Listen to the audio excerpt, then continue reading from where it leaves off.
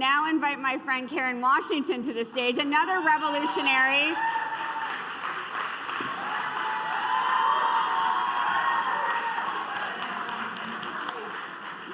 Hello, friend. Before we start, I have to say that, I went to graduate school. I'm overeducated, right? I've learned more from this woman in the last maybe 12 years that I've known her than I ever did from any professor. So please give her a round of applause.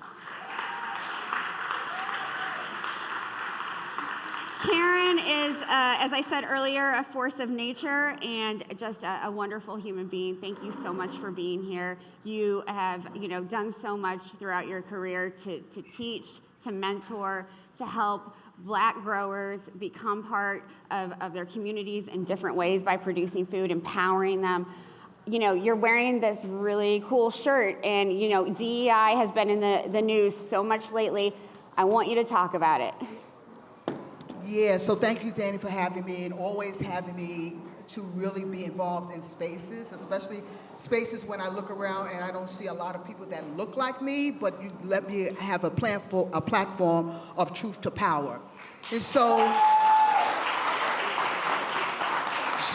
it was January 27th of this year, the chatter, the social media, and all of a sudden, DEI was being threatened. And so I took it upon myself to say, DEI, I'm going to use that because I am your DEI threat. I am dangerous. I am educated. I am invincible. And so to hear that, because people thought that DEI meant Black folks, but it meant farmers, teachers, farm workers, Black people, indigenous people, the disabled, the common people. And so now we're at a point in time, is that what are we going to do? Are we going to sit on our asses? Or are we going to organize and bring to the forefront our social capital and our communal wealth that is needed at this point in time? What is your advice? So, a lot of people are feeling down. I've had my moments. I'm sure a lot of folks in this room have. Maybe, and maybe some folks are feeling really energized by this new political movement. What is the advice you want to give people to organize, to feel empowered again, Karen? Folks, the chaos, the confusion is done on purpose. The fear. And so what I'm trying to let people understand is don't follow the fear. Now is the time to think about what we can do locally, because what is happening first of all globally, we know that. Nationally, we have no control of at this point in time, but what we do have control of is what we can do within our local communities. Do you think that I'm sitting on my tail and not organizing? Now is the time for us to look at what we have in terms of resources. How do we share our resources? How do we share our dollars? How do we invite those donors and supporters that are out there that want to support the work that we're doing? We cannot succumb to fear. Fear and complacency are two things that will bring down any sort of power structure that we're trying to have.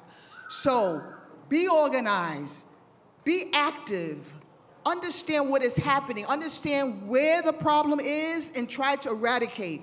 And I say that as an elder. They call me Mama K now, y'all. Mama K, I got the gray hair and stuff, because it's up to the young people to be vigilant, to organize, to show your power. And it's for us elders is to uplift the next generation of growers, of activists, of people who are trying to make change happen. This is our time. At first I was somewhat upset about the fact that this was all happening, but things happen for a reason. I think we have been silent. We have been relaxed. We have allowed companies and the government and lobbyists to control. And who is this person up on the stage with a sword? I mean, how do we allow those things to happen without being outraged? Yeah. And or to channel that outrage into something we really care about, which is what you do, what I try to do. Yeah, I mean, right now, back home, I'm from New York. upstate New York. I'm in Chester, New York, so come visit me at Rise and Root Farm up in Chester, New York.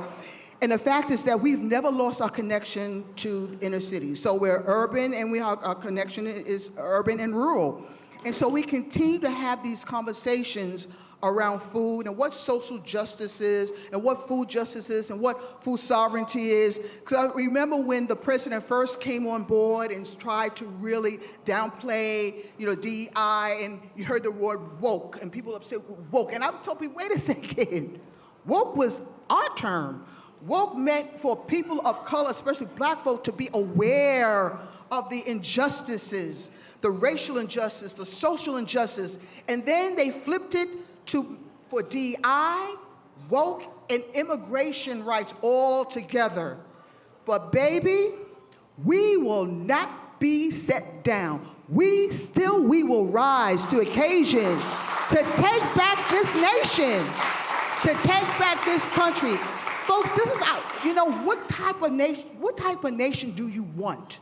Do you want a nation controlled by politics, or you want a nation controlled by the voice of the people? And so this is our time to make change. This is our time to be proactive. This is a time to listen to what Mother Nature is trying to tell us. For so long, we have gone away from Mother Nature because we felt that we can do things better. But Mother Nature has shown us that if we want to grow food, if we want to have a partnership with our environment, then we have to listen to what Mother Nature's all about. There's one point I want to bring because, back in the days, people were talking about, I got to get out and I got to start owning some land and I got to start owning some animals. And I'm saying, wait a second, do we live long enough to own anything? And so I said to myself, you know what? How about being a steward of the land? How about being a steward where we can take care of our animals? How about being a steward where we can take care of the environment? Because being a steward means you're taking care of something that can be handed down for generations to generations. So never think about you owning anything because you don't live long enough to own it. Give that a round of applause, please. Karen, I feel like, the work you've done in urban agriculture and urban growers are now going to be more important than ever before because of rising food prices. What kinds of advice can you give them as somebody who's been such a huge part of the urban agriculture movement? If you have sons, someone said it, if you have a son, you can grow stuff, folks. You can grow stuff on a windowsill, on a terrace, I'm going to say that maybe on a fire escape, backyard, front yard, tear up that daggone lawn and grow something. Back in the day, in 1985, when I first bought my house, I had no knowledge of agriculture. I remember growing something, I think it was a marigold in school and gave it to my mother for Mother's Day, and that was it, my relationship to food. Everything came from a grocery store. It wasn't until I tell the story time and time again, it's the tomato that changed my world. Because for me, tomato was pink, came 3 in a carton, tastes like cardboard, and when I found out, wait a second, it grows on a vine, it's red, and when I bit into that baby, I felt the sensation that changed my world, that I wanted to grow everything, pineapples, mangoes, I love mangoes, I want to grow them, I couldn't grow them in New York City. But these are the things, and so what I'm trying to tell people, especially in urban areas, is find that connection to food. When you go to a grocery store, I tell people, you know what, maybe I want everyone to be a farmer, but everyone can be a conscientious consumer. Read the labels. If you can't pronounce daggone labels, why are you buying if you can't pronounce the food? Or that's the labeling, and you can't pronounce it, then why are we putting that in our bodies? And then also ask in a store, where does the food come from? I did an exercise with one of my classes, and I asked the students, go into the store and ask the produce manager, where does the food come from? And they came back with his response that said, off the truck. And so this is what, but this is what we need to do in the urban areas and sort of regain that power of asking where our food comes from and then support your local farmer. I can't say this time and time again. Understand where your food comes from. Visit a farm. If not, grow some food. But it's important to understand exactly where your food comes from and support the people that grow the food. Absolutely, absolutely. Round of applause for that, please.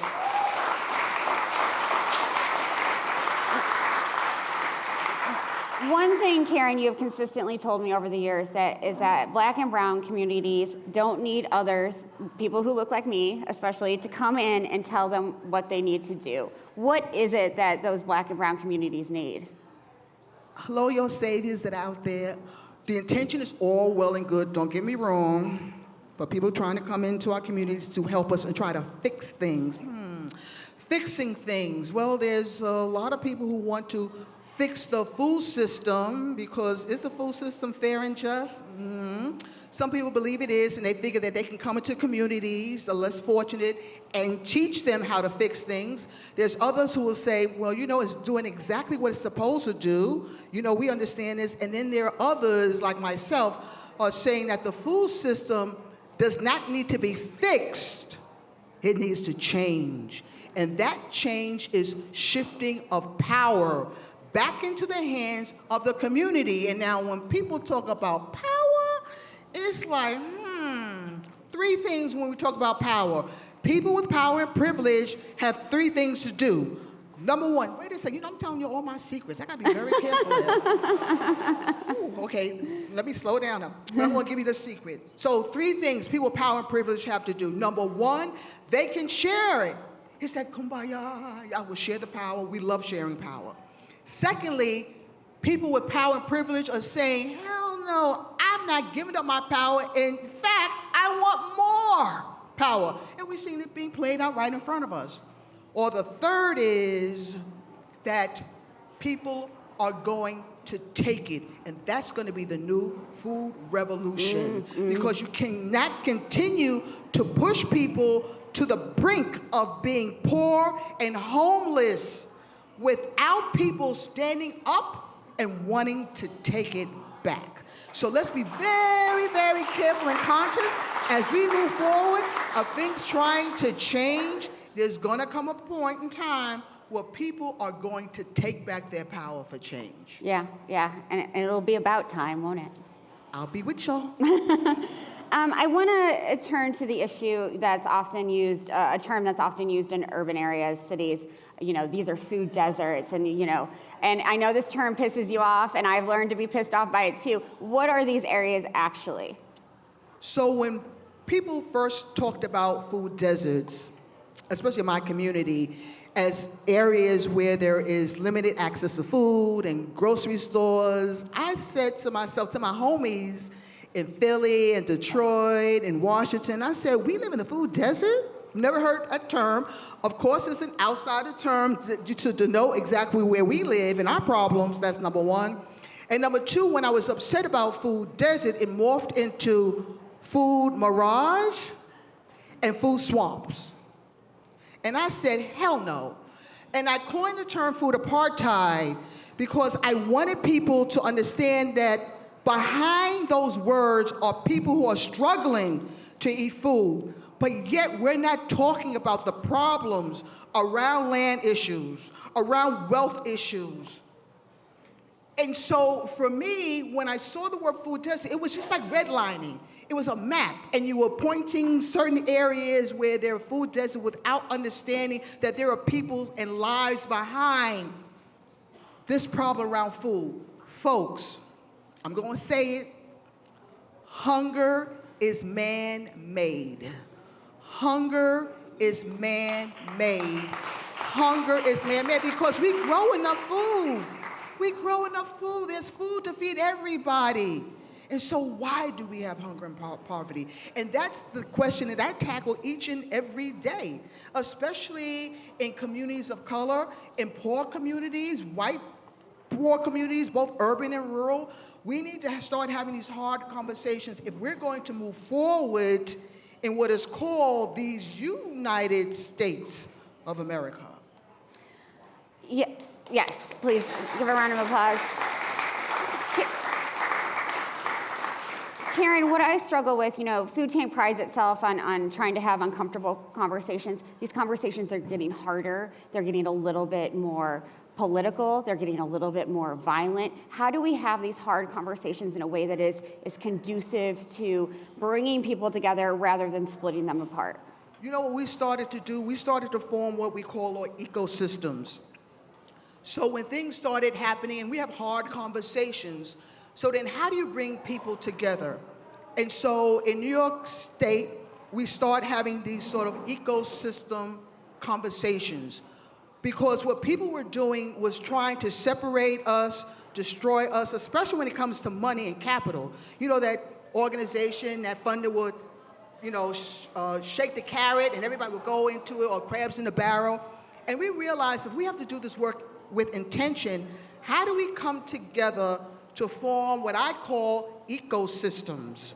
And so right now we are forming ecosystems, and what our ecosystem is in New York, we call ourselves the Black Farmer Ecosystem, is looking at organizations that are doing education, Farm School New York City, SoFi Farm, who is doing funding, Black Farmer Fund, who is doing land access, Northeast Farmers of Color, who is doing the political work, Black Farmers United New York State, and who is doing distribution, Corbin Hill.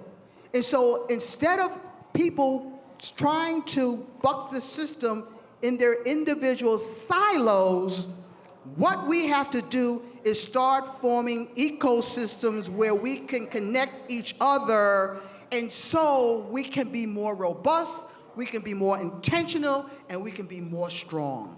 Right on. I'm giving y'all a lot of stuff, y'all. I don't know who's in the room, but I gotta be very careful about what I say. Don't be careful. I want to talk about this issue of breaking down silos. During the pandemic, and you and I have talked about this before, in my Pollyanna niche or whatever, I thought, the bright side of this is that people are going to understand how hard farmers work, how hard processing plant workers work, how, that we all need to come together, that we need to support one another. And, we're 5 years later after the start of the pandemic, and I don't think that's happening. What are your thoughts? And can we get to that place? We rely too much on social media and what the TV and newspaper tell us. If you want to know exactly how hard it is or what a farmer is doing, come visit a farm. If you want to know exactly what farm workers are doing in the field or in businesses, come talk to farm workers. I think we have lost this sort of communication that we used to have, when we used to sit around and we used to talk about things and visit places. And now we have relied and felt comfortable about getting our news and getting our information on a computer, on the iPhone, instead of meeting people where they are. Yeah. And so if you have never visited a farm, shame on you. If you have never had or visited a community garden, shame on you. If you've never visited a farmer's market, shame on you. If you've never seen a person like me as a person of color, a Black female farmer, shame on you. And so let's clap on that corner. But because now, but the thing about it, let's get back to what makes us human. The human element of who we are, instead of separating us, which the media is trying to do, and get back to what the real prize is of us being human, of us speaking to one another, visiting one another. We may not always agree, and that's good, right. Because when you disagree, all of a sudden things come up that you need to look up and investigate. So disagreeing is great, but let's sit down and have those hard conversations. I always say, make yourself feel uncomfortable to be comfortable. Break bread with someone that you don't know. Come into a community and talk to the people on their terms, not the savior mentality that some of us have, but to sit down and start having this one-on-one communication. And I think we've lost that, because when I grew up, I could knock on my neighbor's door, and they could have me come in and sit down and say, "Child, have you got something to eat?" No, feed me, take care of me. We've lost that. Or as an elder person, my mother would say, before you go to the store, you knock on so-and-so's door and see what they need from the store. And you better come back, with their change too, and don't ask for no tip. And we've lost that. Or I was on the panel, listening to the panel, I guess his name was Peter. He was right. We have a generation of people who don't know how to cook food. And we're making it easy for them because we have fast food restaurants, and now we have food that you can order and just put in a microwave. What the heck is that? We have to get back down to, growing some daggone beans and rice and some chicken soup and some cornbread and stuff like that. We have the tools. This knowledge was handed down from generation to generation. What are we going to say to our elders, our ancestors, that we've lost the knowledge of cooking food or boiling water? It's insane what is happening. It's insane. So let's get back to cooking and eating with each other and make ourselves feel uncomfortable to be comfortable. So come visit me at Rise and Root Farm to make yourself feel uncomfortably comfortable and see the work that we're doing up in the Hudson Valley. I love it. Such a great point to end on. The great Karen Washington, everyone. Woo!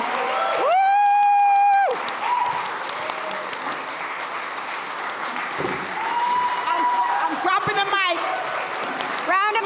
Everyone give this woman a standing ovation, please. Thank you, Karen.